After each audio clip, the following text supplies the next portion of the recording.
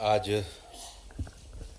इस 2 दिवसीय कार्यशाला में मंच पर उपस्थित मध्य प्रदेश के हमारे यशस्वी मुख्यमंत्री सम्मान्य मोहन यादव जी, मध्य प्रदेश के वन राज्य मंत्री कुंवर विजय शाह जी, भारत सरकार में जनजाति कार्य के मंत्री सम्मान्य दुर्गादास उइके जी, बहन सम्मान्य निर्मला भूरिया जी, हमारे सांसद भाई गजेंद्र पटेल जी, हम सबके सम्मान्य और जनजाति क्षेत्र में लगातार अनवरत सेवा कार्य कर रहे सम्मान्य गिरीश कुबेर जी, यहाँ इस 2 दिवसीय कार्यशाला में पधारे हुए सभी सहभागीगण। मैं अभी कार्यशाला के जो आगामी सत्रों को देख रहा था तो मुख्यतः आपकी कार्यशाला 3 विषयों पे हो रही है।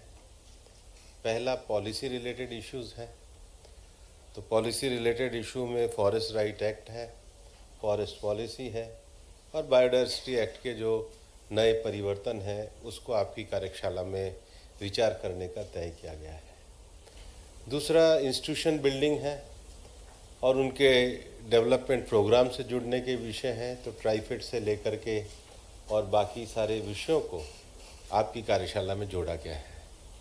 और तीसरा जो अंतिम भाग आपकी कार्यशाला का है वो इसकी सक्सेस स्टोरीज़ का है, वन उपज को लेकर के, विशेष रूप से व्यवसाय बढ़ाने को लेकर के है। इससे पहले मैं गिरीश कुबेर जी को सुन रहा था और हमारे दुर्गादास जी को सुन रहा था। डी उइके साहब तो हमारे बड़े स्पिरिचुअल आदमी हैं, तो उन्होंने बड़ा अच्छा वाक्य का उल्लेख किया 84 लाख योनियों का। जो दुनिया में 2 तरह की डेवलपमेंट थ्योरी है, एक ईस्ट की है और एक वेस्ट की है। जो वेस्ट की डेवलपमेंट थ्योरी है उसको एंथ्रोपोसेंट्रिक डेवलपमेंट कहते हैं, केवल मनुष्य केंद्रित विकास। ये जो वेस्ट की थ्योरी है।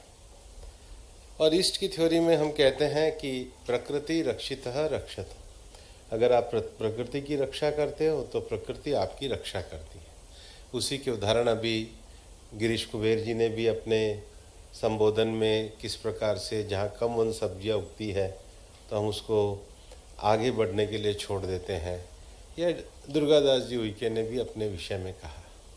एक बहुत सुंदर जापानी शब्द आता है ईशोफानी।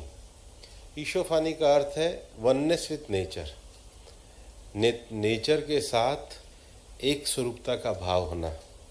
और इसलिए जो डी उइके जी कह रहे थे तो मैं यही सोच रहा था कि ये जो नेचर है 2 तरह के लोगों को मिलके बनती है, एक लिविंग है और एक लिविंग बीइंग है।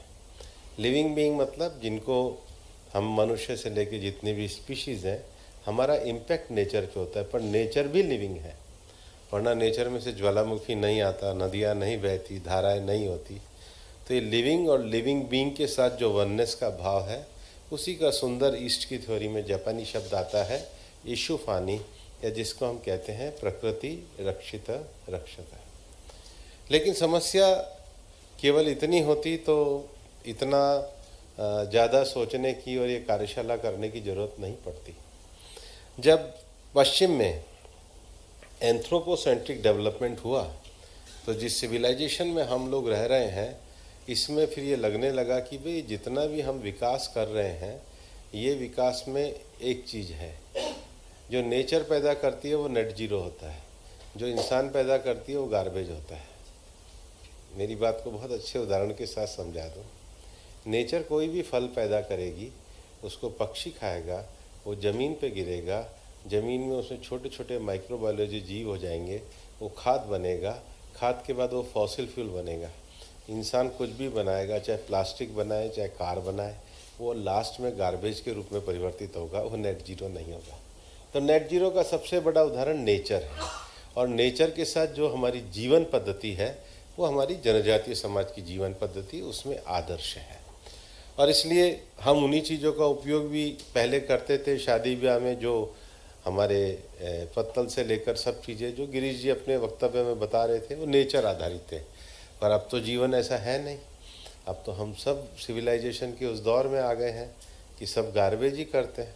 कोई भी विलेज हो, ट्राइबल हो नॉन ट्राइबल हो, सब प्लास्टिक के ही कप यूज़ करते हैं, सब प्लास्टिक की चीज़ें यूज़ करते हैं। तो लाइफ स्टाइल सबकी बदल गई है।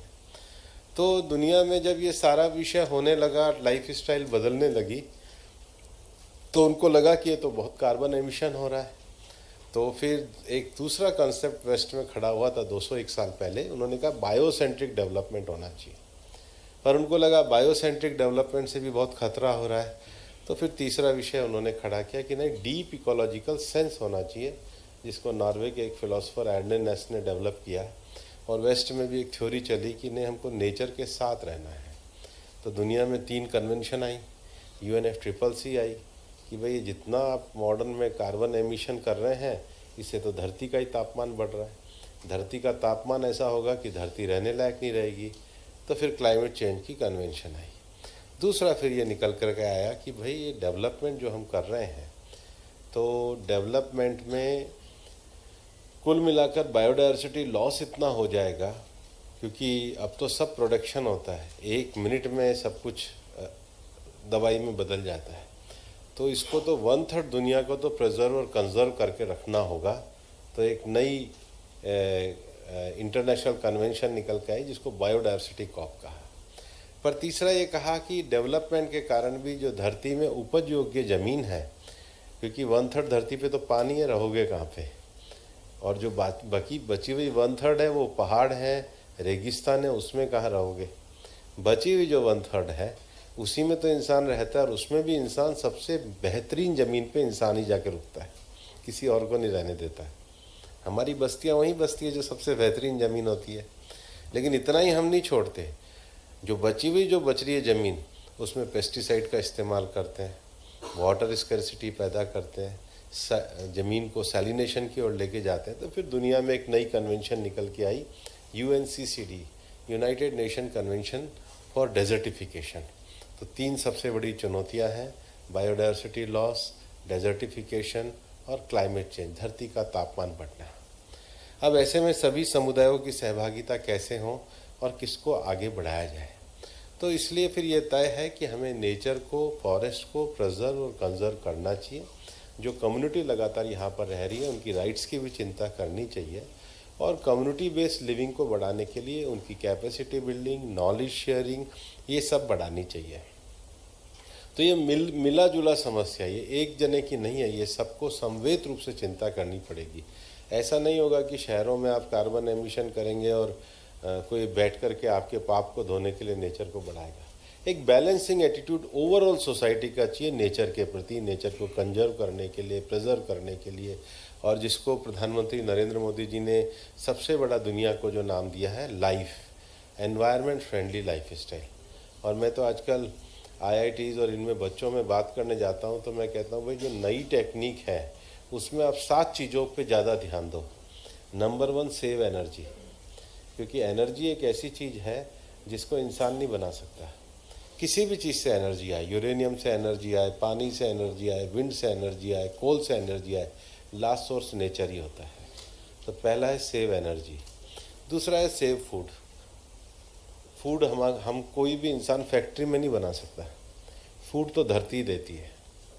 कभी कोई फैक्ट्री अगर किसी को मिल जाए जहाँ से गेहूँ बनता हो, ब्रेड की हो सकती है गेहूँ से, लेकिन गेहूँ बनाने की नहीं हो सकती। गेहूँ धरती में से आएगा, चावल धरती में से आएगा। तो सेव एनर्जी, सेव फूड। तीसरा है सेव वाटर, क्योंकि वाटर जो है, और ख़ासकर पीने योग्य वाटर। और चौथा है सॉलिड वेस्ट मैनेजमेंट।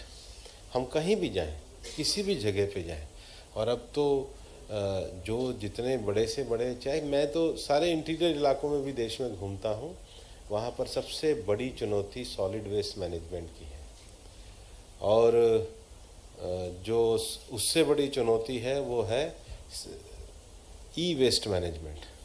अब किसी की भी किचन ऐसी नहीं है जिसमें 40% इलेक्ट्रॉनिक सामान ना हो, मोबाइल ना हो। ई वेस्ट मैनेजमेंट। और उससे भी जो बड़ी चुनौती है, छठी, वो है सिंगल यूज़ प्लास्टिक। और सातवीं, जो अभी गिरीश जी और DD उइके ने कहा है, हेल्दी लाइफ स्टाइल। और हेल्दी लाइफ स्टाइल में जो हमारे ट्राइबल हैं वो हमारे आदर्श उदाहरण हैं। तो आप जब तीनों चीज़ों की बात करोगे, आप पॉलिसी और लॉ की बात करोगे, आप इंस्टीट्यूशन की बात करोगे, आप नॉलेज शेयरिंग की बात करोगे, इन तीनों चीज़ों को करते समय दुनिया की जो चुनौतियां हैं उससे आप अपने आप को एक तरफा नहीं रख सकते, आप साइलो में नहीं सोच सकते हो। आपको अंतर्राष्ट्रीय परिप्रेक्ष्य में सोचना होगा।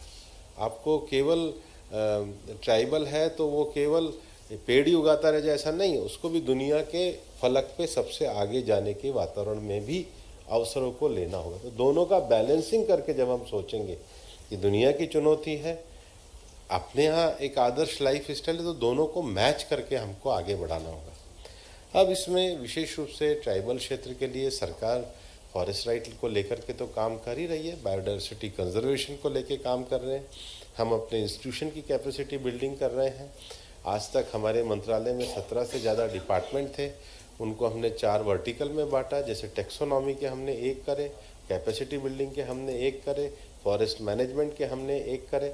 तो इसको करके हम एक स्ट्रीम लाइनिंग करके विषयों को आगे बढ़ाना चाहते हैं, और निश्चित रूप से उसमें जो फॉरेस्ट में रहने वाले लोग हैं उनके जीवन में परिवर्तन आए, गरिमापूर्ण जीवन वो जिए, इसी को लेकर के हमको इस विषय को आगे बढ़ाने की चेष्टा करने के लिए इस कार्यशाला का आयोजन किया गया है।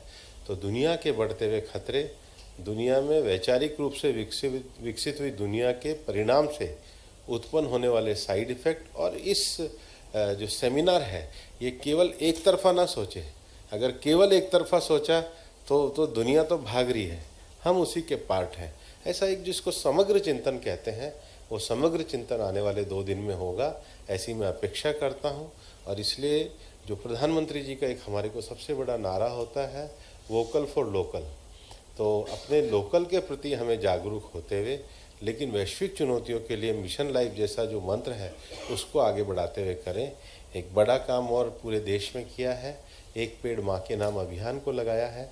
ये एक पेड़ माँ के नाम अभियान भी एक बहुत बड़ा कार्यक्रम है, और बायोडाइवर्सिटी कंजर्वेशन को लेकर प्रधानमंत्री जी के नेतृत्व में दुनिया में बड़े क्लाइमेट एक्शन प्रोग्राम किए जा रहे हैं। जैसे एनर्जी को लेकर के केवल कार्बन एमिशन वाली एनर्जी ना हो, तो सोलार को लेकर भारत ने इंटरनेशनल सोलर अलायंस बनाया है, जिसमें 137 देश मेंबर हैं। जितनी ऊर्जा हमको चाहिए उसकी 8 गुना सूरज से मिलती है, तो नेचर सेव होगा। दूसरा, जितने भी डिज़ास्टर हम देख रहे हैं, अभी कुछ दिनों पहले हमने बर्मा में भूकंप देखा। जब डिज़ास्टर आता है तो सब जगह आता है, वो देखता नहीं है कि कहाँ पे कौन रहता है, और इसी इम्पैक्ट के कारण आता है। तूफान आता है तो सब जगह आता है, तो उसको लेकर के एक coalition for disaster resilience infrastructure बनाया है।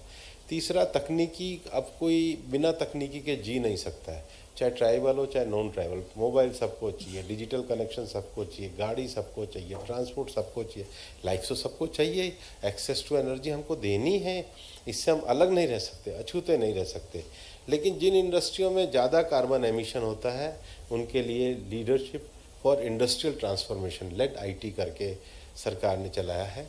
उसके बाद जो हमारे नेचुरल रिसोर्सेज हैं उसमें बायोफ्यूल का बहुत महत्व है। एक इंटरनेशनल बायोफ्यूल अलायंस प्रधानमंत्री जी के नेतृत्व में बनाया गया है, और दुनिया भर में जहाँ बेस्ट फॉरेस्ट एरिया हैं वहाँ पर हमारी जो बिग कैट्स हैं उनके कंजर्वेशन और प्रिजर्वेशन के लिए इंटरनेशनल बिग कैट अलायंस को भी बनाया गया है।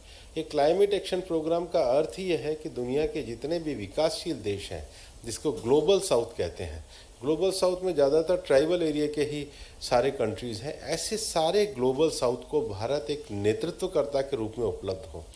आज के जीवन की चुनौतियों को लोकल स्तर पे वोकल फॉर लोकल तो होना ही है, लेकिन वैश्विक अर्थों में नेतृत्वकारी भी बनना है। इसलिए आपकी ये जो कॉन्फ्रेंस है, इस व्यापक परिप्रेक्ष्य को देखकर फ्यूचर की जो हमारी जनजाति समाज है उसका अंतर्राष्ट्रीय स्तर पर भी नेतृत्वकर्ता बने, और नई टेक्नोलॉजी के साथ मिलते हुए भारत की जो मूल मान्यता है प्रकृति रक्षिता रक्षत, उसको आगे बढ़ाने में एक सार्थक कदम सिद्ध होगी। ऐसी मैं शुभकामनाएं करता हूँ। बहुत बहुत धन्यवाद।